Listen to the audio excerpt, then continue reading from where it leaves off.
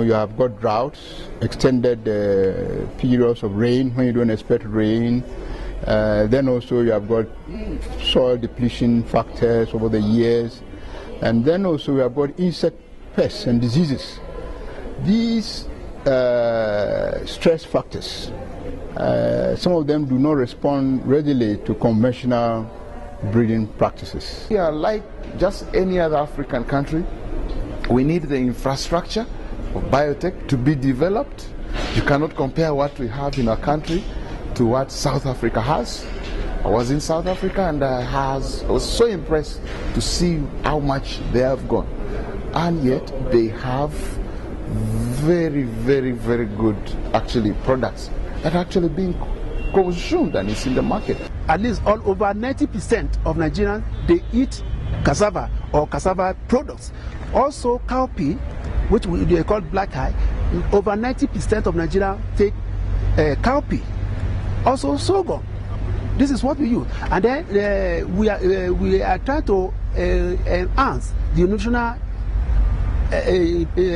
improvements on the cassava. Also, we try to enhance the cassava through the provision of provitamin A and other ions that will assist the pregnant women, the children in having good sight and what have you. So these are the things we look at because we need to look at the needs of our country. If you talk of an average household in Africa, particularly even in Zambia, over 60% of the household income actually goes on to spend on food.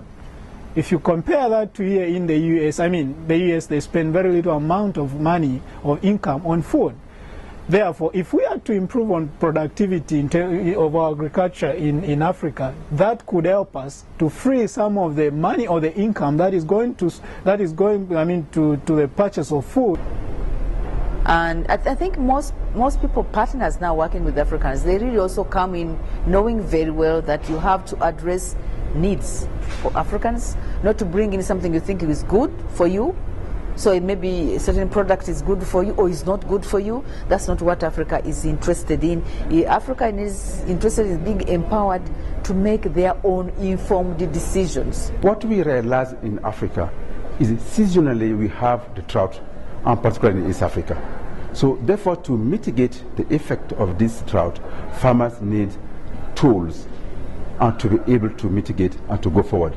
And the seed is really what farmers will need to be able to produce more. So that's why there's a kind of demand for farmers to access this new seed, not the seed that the grandparent was using maybe 50 years ago, because the climate has changed.